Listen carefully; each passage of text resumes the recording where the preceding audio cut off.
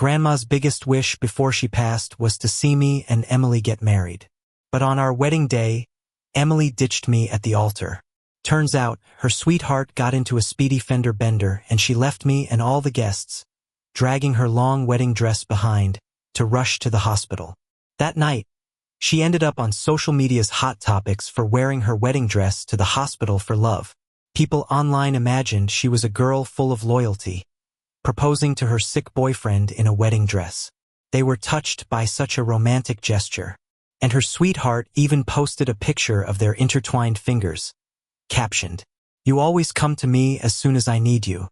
Grandma passed at the wedding. She went peacefully. Before she left, she held my hand and asked, "Did you upset Emily? Never mind me, go bring Emily back." Even in death, she was thinking of Emily. "Grandma, I'm sorry. I failed you. I let you leave with regrets." 3 days later, after handling Grandma's affairs back home, I returned to the city. When I got home, I saw a pair of man's shoes that weren't mine. Before I had a chance to think, a half-naked guy wearing a towel walked out of the room. "What are you doing here?" I coldly questioned. Emily heard and came out of the bedroom. I told Richard to come over. He had an accident and no one's home to look after him. The way she said it, you'd think they were the real couple. But seeing Richard with one hand holding the towel and the other wrapped in bandages annoyed me. All of a sudden, Richard pulled a little pout and looked at Emily with sad puppy eyes. "Emily, Tim doesn't seem to want me here. Maybe I should just go home." "No, it's not like that," I interrupted Emily, looking at her with impatience. "If you want to take care of him, go to his place. Don't bring him here to ruin my mood." This was the place I bought with a lot of effort, intending to move in with Grandma after the wedding. But now, circumstances have changed. "Tim, what do you mean by this?" Emily's face grew serious as she looked at me. After a pause, she continued, "Are you upset about the wedding?" On the wedding day, Richard had an accident. His family is overseas. I had to go. To her, our wedding was a small matter. All my issues were small. I remembered when I had an appendectomy and asked her to come. She said, "What do you need me there for? I'm not a doctor, it's pointless. Plus, I'm busy. If you're hungry, just order takeout." I laid in a hospital bed, unable to move, and she didn't even bother to check on me. Yet here's Richard with a little scratch, and she ditches the wedding and brings him to our place for care. My heart ached at the thought. I was willing to forgive if Emily had a valid reason. After all, she was the closest person to me apart from Grandma. But now, seeing my silence and troubled face, she softened her voice. "Okay, don't be upset. Let Richard stay a few days till he's better. We'll reschedule the wedding." She reached out to hold my hand, but I yanked it away. "No need. There won't be a wedding. Emily, we're done." I took a deep breath and opened the door. "Leave. This is my home." Seeing my stern attitude, Emily finally looked a bit nervous. "Is Grandma mad? If she's upset, I'll go back home with you in a few days to make it right. The wedding can wait." The mention of Grandma brought another wave of pain. Grandma adored her like a granddaughter, even more than she loved me. And this is the thanks we get. Before I could respond, Richard chimed in with a sneer. "If not for your grandma holding that life-saving favor over Emily, she'd never marry you." "What did you say?" I couldn't stand him talking about Grandma, so I grabbed him by the collar, ready to throw a punch. "Tim, what are you doing?" Seeing me about to hit Richard, Emily's face darkened, quickly trying to intervene. "Richard is injured. You can't hit him." She grabbed my arm. I wanted to back off, but Richard's provoking look pushed me over the edge. I let my punch land square on his face. If it weren't for him, Grandma wouldn't have died with regrets. Richard fell to the ground, and Emily quickly leaned down to check his face. Noticing the bruises forming on his cheek, she glared at me with tear-filled eyes. "Richard was right. It's you and Grandma who keep clinging to the past." I never thought Emily would say that. I was shocked and hurt, my heart aching so badly it felt like I couldn't breathe. I never imagined she saw our kindness as clinging to the past. "Tim, calm down. Leaving the wedding was wrong, but hitting him wasn't right either. Apologize to Richard and we'll move past it. Tomorrow I'll go with you to bring Grandma back." No need, I replied coldly, looking at Emily with resolve. You two enjoy yourselves. From now on, we go our separate ways. After saying this, I grabbed Emily and pulled her from the house. Then, I yanked Richard by his collar and tossed him out too. Once they were out, I slammed the door shut, ignoring Emily's incessant banging and shouting from the other side. Tim, what's your problem? Open the door. Fine, don't open it, but you'll regret this. The wedding's off. Don't come begging with Grandma later. It won't work. Yeah, I was the one who begged for this wedding in the first place. 3 months ago, Grandma was seriously ill. Doctors said she didn't have long to live, and we should make her last days happy. Grandma had held our hands and said, I'd have no regrets if I could see you two settle down. To fulfill Grandma's last wish, I begged Emily to marry me within 3 months. Originally, we were just dating, but she'd always been cold to me. She always seemed aloof, but I just thought it was her personality. I thought it was her parents' issues that messed her up, made her distrust men. But really, it wasn't. She just didn't love me. I sat behind the door, letting the tears fall. From that moment on, I had no more family. My beloved Grandma passed away. The girl I loved most was dead to me too. I packed a few things and went back home.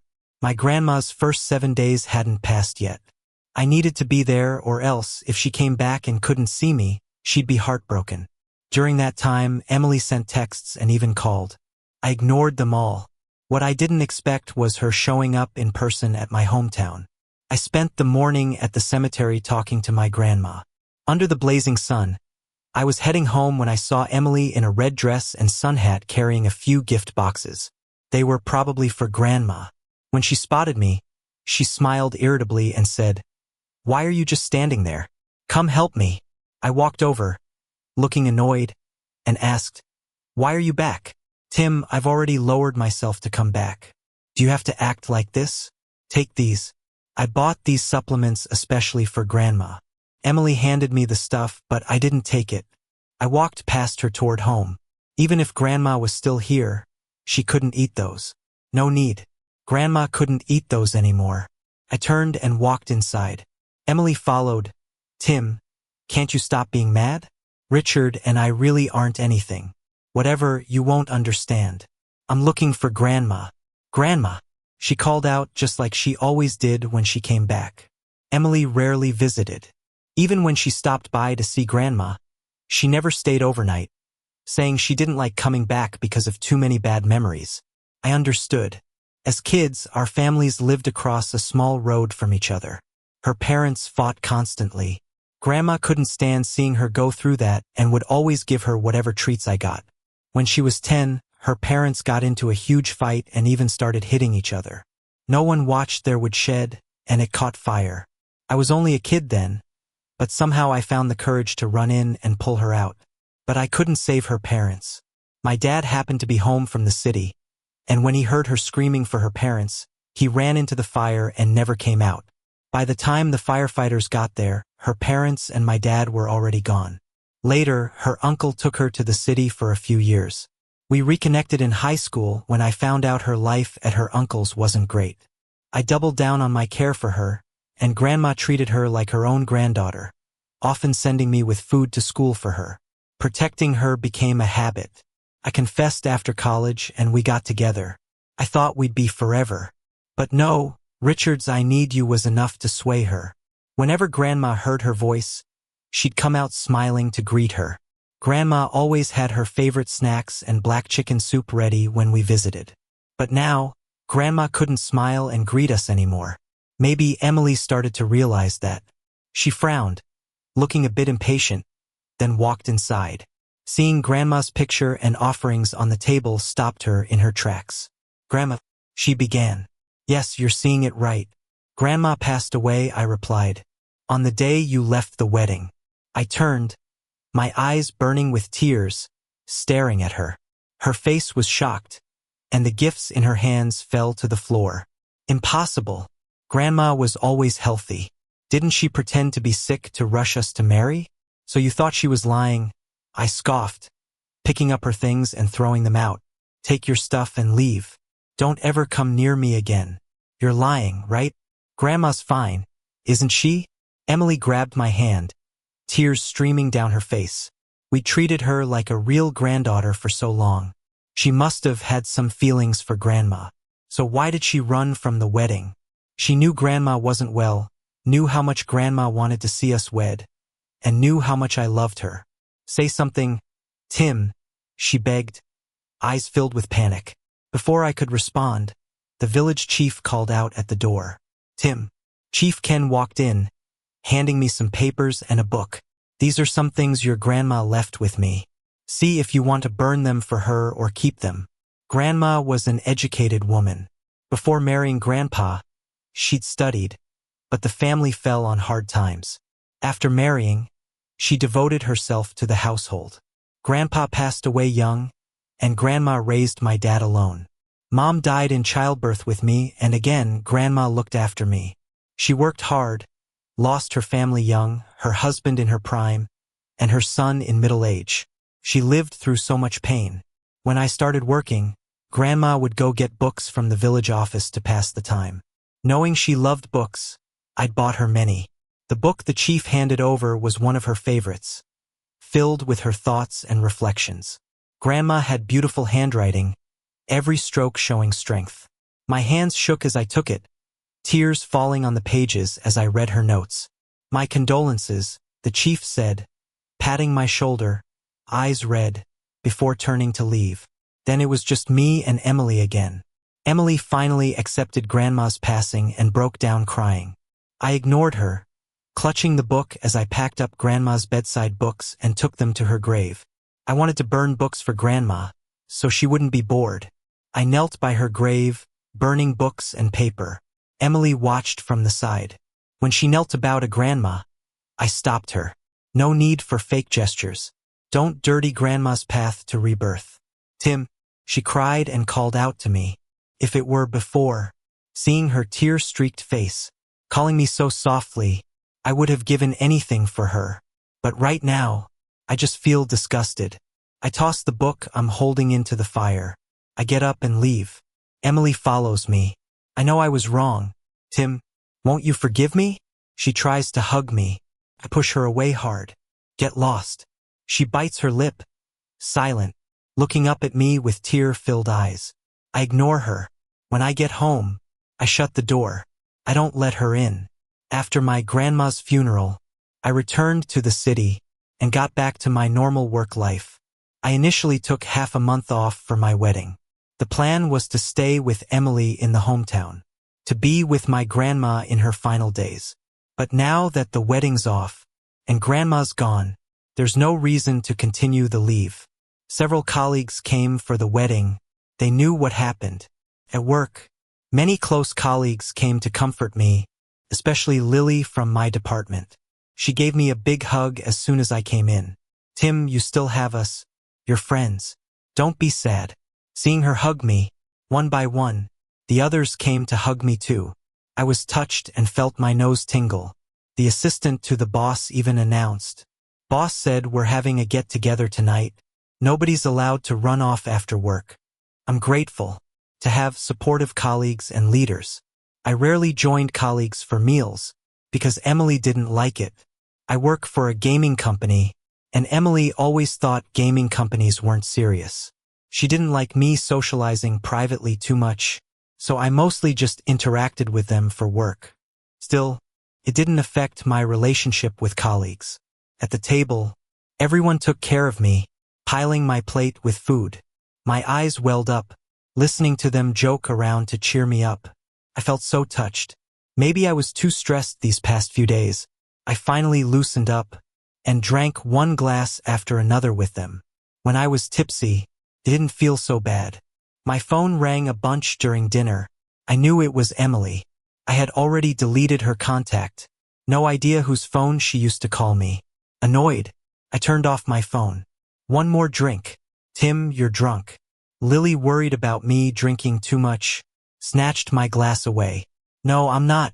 I reached for the glass, but lost my balance, falling into Lily. Hey, careful. Lily held me up. I was a bit aware, didn't completely lean on her, or she couldn't have held me. At this point, I heard my colleagues hooting and whistling, teasing Lily. Whoa, Lily, your face is so red. Lily got drunk on her drink. Lily is in my department, sorta my trainee. I've guided her since she joined the company.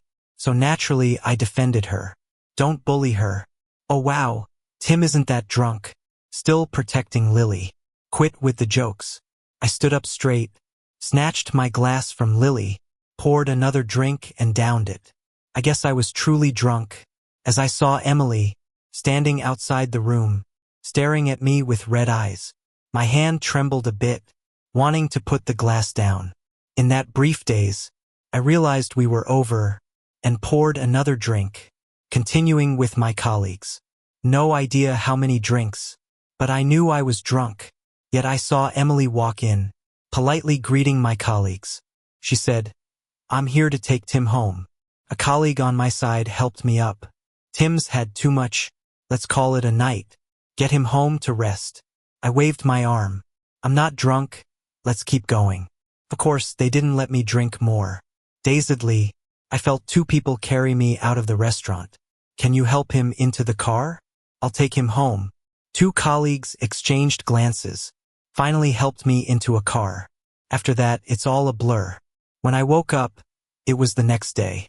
I woke up in my own bed. I smelled congee, got out of bed, walked to the living room, and saw a familiar figure busy in the kitchen. Seeing me, Emily in an apron, turned with a smile. "Tim, you're up. Go wash up. I made your favorite pork congee." What a cozy scene. A life I once dreamed of. Her in an apron, cooking for me. I had dreamt of this many times. But her doing it now, what's the point? I went back, washed up, and changed. When I came out, Emily had breakfast ready, even poured warm water for me. "Had a lot to drink last night. Is your head hurting?" I turned away, didn't take the water, but poured my own at the table. After chugging a glass, my stomach felt better, and I was fully awake. "You don't have to do this. We're done," I said coldly. I wasn't being dramatic. I was truly detached. Looking at the fragrant congee and pancakes, I had no appetite. I remember graduating, starting at the company. It was growing. Once I drank too much at a client dinner with the boss. Emily sent me pork congee the next day. I joked, "If someday you make me congee, I'd be the happiest man." One weekend visiting my grandma, Emily actually learned congee making from her. I was overjoyed, thinking she did it for me, until Richard said she'd made congee for him too. Annoyed, she reasoned it was because Richard was ill, and she learned congee for me. 2 words from her and I was appeased. But she never made it for me, until now. Years later, I finally see her congee. It's laughable. I stormed out without touching it. Just before heading out, he told her, "I'll give you 2 days to move your stuff out. Next time I'm back, I don't want to see you or any of your things." I thought Emily would leave once I said that. But no, 2 days later I came back, and there she was, ready with a big dinner. "Tim, you're back," she said, smiling and walking over like the perfect housewife, trying to take my coat. I tossed the coat onto the couch, annoyed. "Why haven't you left yet? Where would I go?" She played dumb, throwing her arms around me. "Tim, don't make me leave. Okay? You know I've got nothing but you. No home, no family, just you." Back then, I fell for that act. No matter what she did to upset me, she'd hug me and say I was all she had, and I'd give in and forget I was mad. But now I didn't love her anymore. So, I didn't feel sorry for her like I used to. "I knew you were on a business trip these past couple days," she said. "I've done a thorough cleaning of the house while you were away and even learned to cook your favorite braised pork." She held out her red hands. I burnt my hands cooking. It really hurts. I turned my head away, not looking at her hands. After being together for so long, all I ever wanted was for her to make porridge for me once in a while, no expectations beyond that. I always did the cleaning, laundry, and cooking. I never dreamed of coming home to a clean house and dinner ready.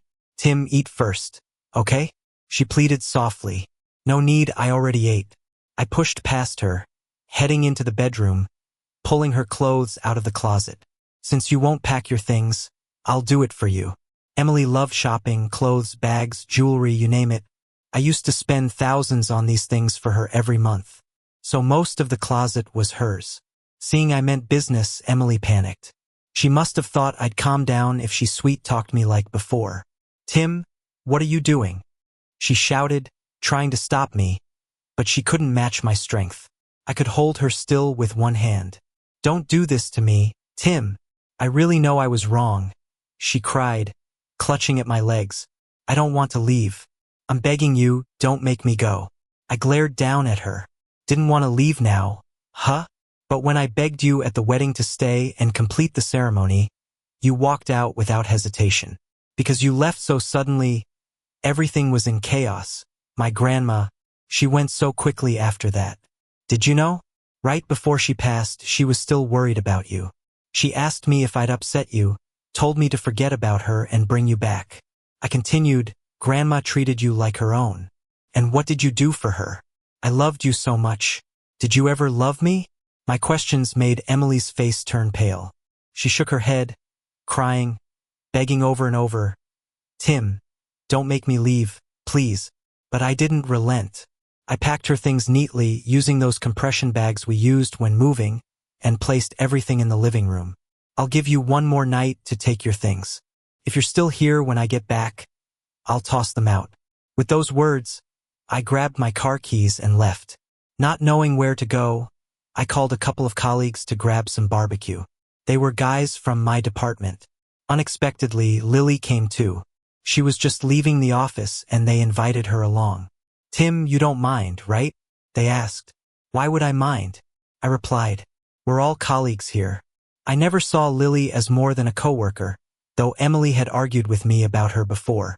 Once, while eating, Lily texted me about a code problem she couldn't solve. I put down my chopsticks to text her instructions. Emily saw our chat and got upset right away, calling Lily a green tea girl. She said no one asks about work stuff after hours. To be fair, Lily and I rarely talked outside of work. On that day, I should have stayed late, but I had promised Emily dinner the day before. So, I asked a coworker to help finish my tasks. He couldn't, so he passed it to Lily. That's why she messaged me. After that, I tried avoiding spending too much time with Lily, worried about Emily's jealousy. But now, Emily and I were done, so I could hang out with Lily openly. We were just regular colleagues anyway. Halfway through the drinks, I made a restroom break. Outside, I ran into Richard. He seemed a bit surprised to see me, stubbed out his cigarette and stepped towards me. "Looking good." "Huh? Using your grandma to trap Emily. Smooth move," he sneered. "Watch your mouth," I warned him. Richard was the one who kept telling Emily I'd lied about Grandma's illness to trap her into marriage. Of course, Emily didn't want to marry me either. My grandma, just trying not to worry her, said she was fine. Well, the old hag kicked it, served her right, Richard taunted. I couldn't stand him talking about my grandma like that. I threw a punch at him. This time, without Emily around, he didn't act weak and fought back. We both didn't hold back, landing blows until an hour later, we ended up at the police station, faces swollen. "I'm not settling. He hit me first," Richard shouted inside, causing a scene. Arms crossed, I looked at him quietly. A cop tried reasoning with him. "You were in the wrong too. His grandma just passed. You shouldn't disrespect the deceased." What did I say? I didn't kill his grandma. I can say whatever the hell I want. His arrogance didn't stop until Emily showed up. As soon as she walked in, Richard started whining, acting pitiful. "Emily, finally you're here." He changes faster than a Sichuan opera face changer. Hearing a sound, Emily glanced at him first. She lifted her foot to walk over to him. Then, suddenly she noticed me. In the end, despite Richard's hateful stare, Emily came towards me. She asked with concern, "Are you okay?" I turned my head away, ignoring her. She then turned to Richard. "What happened? Why are you fighting like this?" "He hit me first." Richard was playing the victim perfectly. Seeing Emily, he almost flung himself at her, tears and all. Emily talked to the police to understand the situation. Then she gently said to Richard, "Since no one's hurt, let's leave. Okay?" No, I want him to apologize to me. If he says sorry, I'll drop it. Emily looked up at me, but I just looked away, staying silent. That's when Lily barged in. Why should Tim apologize? Richard was the one who insulted Tim's grandma. Did you hear what I said? Richard looked up at Lily. No, Lily hadn't heard. She just came in to stand up for me after hearing a bit. There was video surveillance, but no audio, so Richard's words weren't recorded. If you weren't spewing filth, Tim wouldn't have hit you. Lily looked like she wanted to slap him. Bullshit. It's not the first time he hit me. He's jealous of me. All right, enough. The police interrupted. Emily glanced between me and Richard. Okay, Richard, I'll apologize on Tim's behalf. Can we just drop this? Humph. Emily tugged Richard's hand lovingly. Fine, for you, I won't make a big deal out of it. Richard acted all noble, letting things go, making him seem grossly insincere. If I didn't want Lily and the others to stay longer with me here, I'd have punched him again. Such a hypocrite. After signing the papers, the police let us leave. Once outside, Emily immediately came over to me. Go away. I brushed her hand off. Tim, are you still mad? I came out here in the middle of the night for you. Didn't he call you? I turned to Richard. Richard, Emily called, looking back at him. Richard, I think you've misunderstood. I never intended to be with you. The one I love is Tim. When she said that, I saw Richard's face change completely, his pupils dilating. Emily, didn't you say you only felt grateful to him? You said he and his grandma pressured you because of the rescue. Richard, shut up. Emily interrupted loudly. She turned to me and explained, Tim, it's not like that. I never said those things. It's got nothing to do with me anymore. I didn't want her explanations. I walked toward Lily's car. Emily, in her heels, came over and grabbed my hand. Tim, give me another chance, please. I really know I was wrong and I'll change. Let go. I shook her hand off. She lost her balance and fell on the ground. Are you okay? Richard rushed to help her, but she pushed his hand away too. Ha, belated affection is worth less than dirt. If I were you, I'd leave as far as I could. Lily stood by the driver's door, twirling the car keys, looking coldly at Lily on the ground. Is it because of her? Emily suddenly turned to Lily. You fell for her, didn't you? So you want to dump me? I marveled at Emily's thought process. There was nothing between Lily and me. But to get rid of her, I simply said, if that makes you leave, then yes. Leaving her with that, I got into Lily's car. The car drove further away, and Emily's tear-streaked face became a distant memory. For a moment, I thought I saw the young Emily, trapped in the fire at her window on the second floor, shouting for me, Tim, save me. I used to think I rescued Emily from that fire, and I was responsible for her. I vowed to protect her forever. But now I've asked myself if I regret that choice. I don't think I do. Even if I could go back, I'd still rush in to save her. Just if I had a choice, I would never fall in love with her. Until Emily's image vanished from the rearview mirror, I turned to Lily in the driver's seat. Sorry for using you back there. It's nothing, Lily replied with an easy smile. On the silent ride home, once we arrived, Lily suddenly said, Tim, have you ever thought about dating me? I was surprised for a second. Then it clicked. She was asking if I'd be her boyfriend. The thing is, from what I know, that person won't give up easily. The best way is to find another girlfriend. I think I'd be a good choice. Truthfully, aside from Lily, there wasn't another girl around me. The company was all guys. But I only ever thought of her as a colleague. And after all this, I wasn't in the mood for a relationship. No thanks. I've already cleared things with her. I don't want to drag you into this. I pretty much ran away. Walking forward, I think I heard Lily's soft, bitter laugh. It's not dragging. I'd help you willingly. So she did like me. But right now I'm unsure. At home, I found Emily's stuff still lying around. This bothered me. I wasn't sure what to do. Like Lily said, Emily wasn't giving up easily. To keep her away from the house, I removed her fingerprint and Face ID from the lock and changed the code. The next morning, I saw her sitting by the front door. Ignoring her, I went to work. At the office, Lily put some breakfast on my desk. I walked by your favorite bakery, so I got you some. Did you really buy a lot? I had my doubts. Just when I was wondering, I got a text from Lily. Hey, those buns were bought especially for you. Tim, honestly, I've had a crush on you for a while. Really? Would you think about us? At first, I just wanted to focus on work. I even thought about getting a dog and living with it. But since that day, Lily seemed to always be there when I needed someone. This day, it rained just as I got off work. When I came downstairs, there was Emily with an umbrella. Tim, she waved at me. I didn't have an umbrella, and my car wasn't an option due to the license plate restrictions. Trying to figure out my next move, Lily suddenly showed up behind me, hooked my arm. Let's head home together. Almost instinctually, I got into her car. When we drove past Emily, I noticed her face was pale, her eyes starting to redden. But for her sadness, I felt no emotion. At that moment, I realized her feelings couldn't affect me anymore. Dropping me home, Lily didn't leave. She followed me upstairs.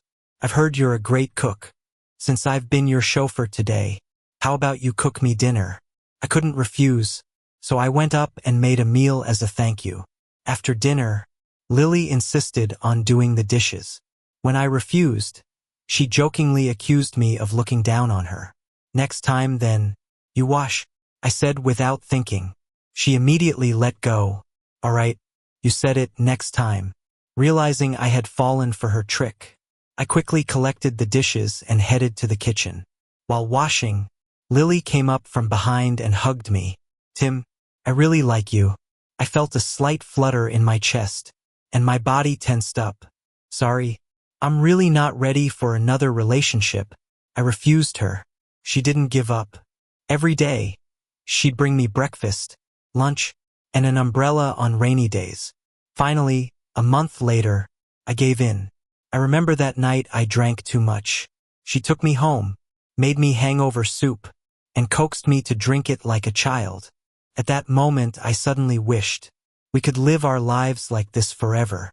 To have a girl like her care for me felt like a blessing beyond measure. Later, when we got together, I asked her when she started liking me.